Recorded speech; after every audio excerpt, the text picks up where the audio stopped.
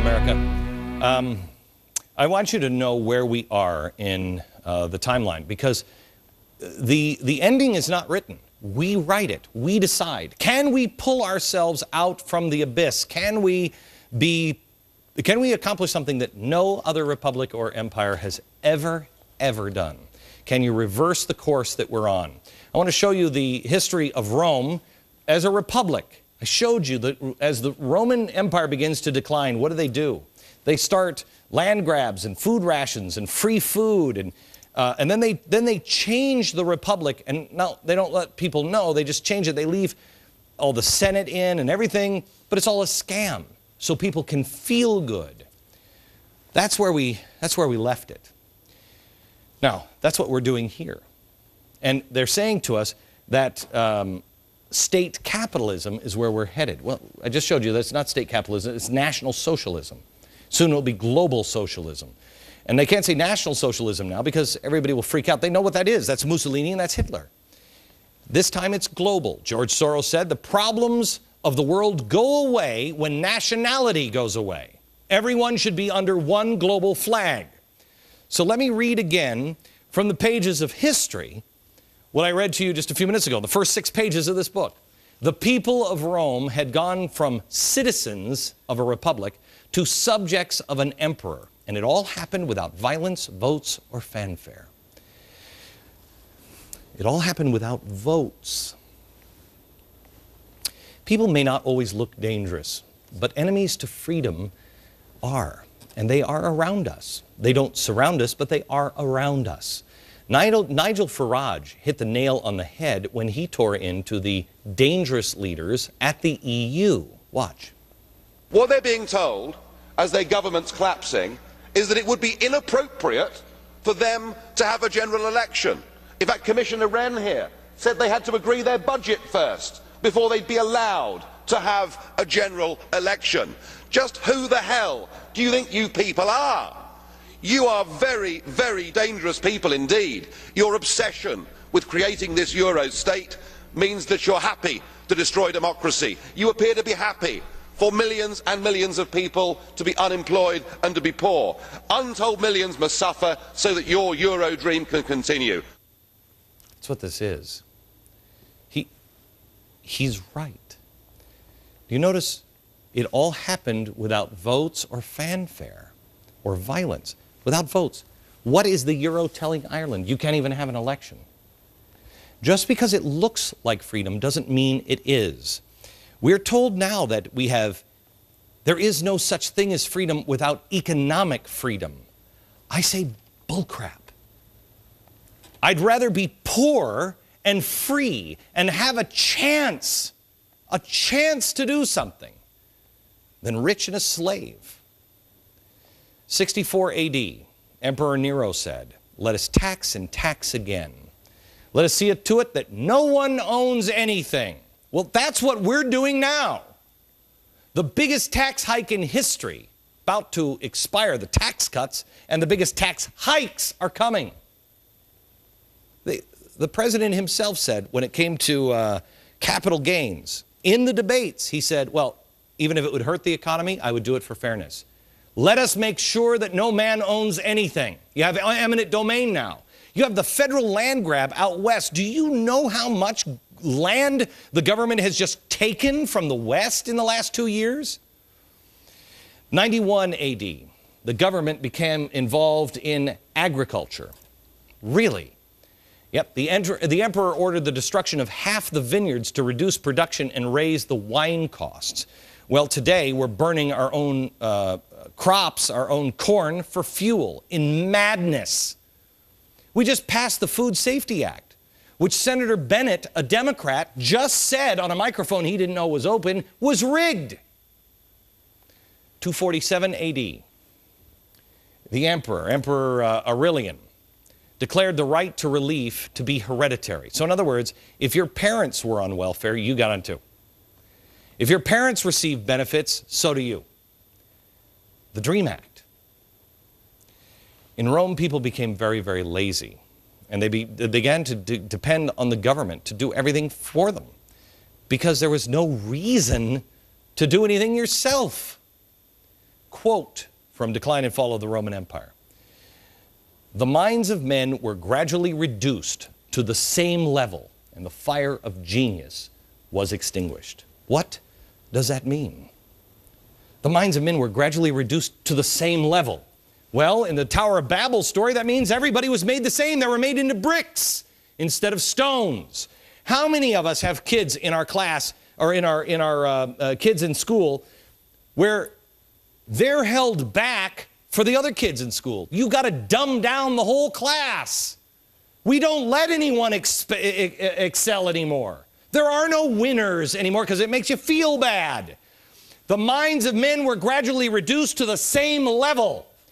Consequence, the fire of genius was extinguished. What built this country? Genius. Edison. Franklin. The assembly line. Genius. Because they could do it. You know that you cannot, because of all the federal regulations and everything else, they now say that Bill Gates could not have started Apple today.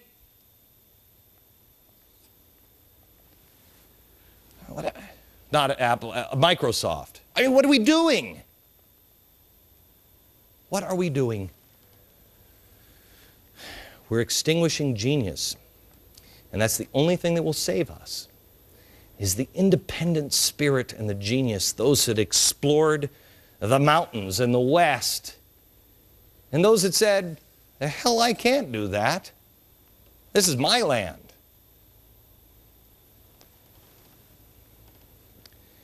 We were always, and I hope we always will be, we have always been the most charitable people, not because anybody told us to, not because they took it from us, but because it was the right thing to do. But this all led to the feeding of Christians to lions. How do you start at a decent person and progress into feeding people into lions? How do you do it? More in a second. I'm trying to find an old copy of Stuart Chase. The book is called The Road We Are Traveling. I only have a photocopy of the book. The Road We're Traveling, 1914, 1942. 1914, progressivism, Woodrow Wilson. This is what he wrote. Now, this is the guy who, did the whole New Deal thing. He's, I think, the guy who actually coined the term, the New Deal. He said, something is happening to capitalism. He wrote this in the 1940s, that something is happening to capitalism. And he said, it's either turning to fascism, communism, or state capitalism, which is what they're saying we are now. We're headed that way. That's what China is. They say that's the new world model. Well, what is state capitalism? Well, he outlined more than a dozen things that he observed that were happening that would end in the result of replacing the free enterprise system. He said it would be replaced by something, he just called it X. He didn't know what they would end up calling it, but he said there were 12 things that had to happen. And I just want to go over these 12 things here. Here they are. Ready? First one is, need a strong centralized government. You think we have that? An executive arm growing at the expense of the legislative and judicial arms. Remind you about the FCC and what they announced today? The underwriting of employment by the government, either through armaments or public works stimulus project. The underwriting of Social Security by government, old age pensions, mother pensions, unemployment insurance, 99 weekers. The underwriting of food, housing, and medical care. I guarantee you, if education is a right, if health care is a right, how can jobs not be a right? How can housing not be a right? Oh, it's coming. The control of foreign trade by the government. The control of natural resources. Talk to the people in Alaska or Colorado on that, or West Virginia. The control of energy sources, hydroelectric power, petroleum, natural gas. The control of transportation. Oh, there's more. Wait until I get to the end. Where does it lead? Next. Stuart Chase wrote The Road We're Traveling in the 1940s, and he outlined what was coming in America, and he was a fan of it. He didn't really have a problem with any of this. But listen to what he had to say was coming in America before we moved from a republic to what he said was X, I would believe it, a global empire.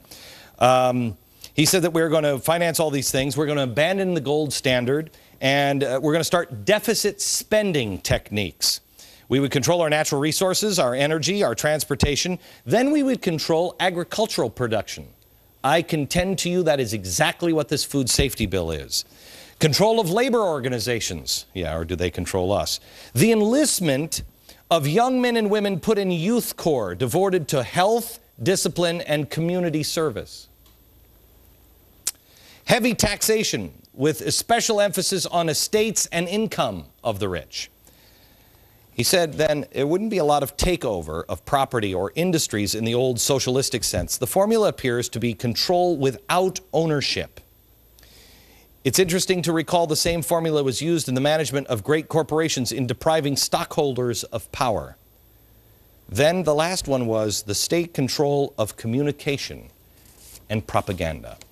Need I remind you that today the FCC outlined net neutrality, so they can control and protect you on the internet. I told you at the beginning, blue pill or red pill.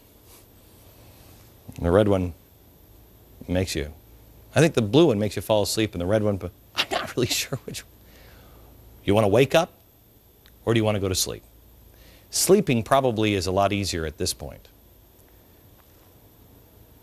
But seeing things for what they really are is more important for your children, and in the long run, and the only way that we cannot repeat the mistakes of the Roman Republic and then become some sort of empire, some sort of global, national, socialistic empire. Because that's where we're headed, gang.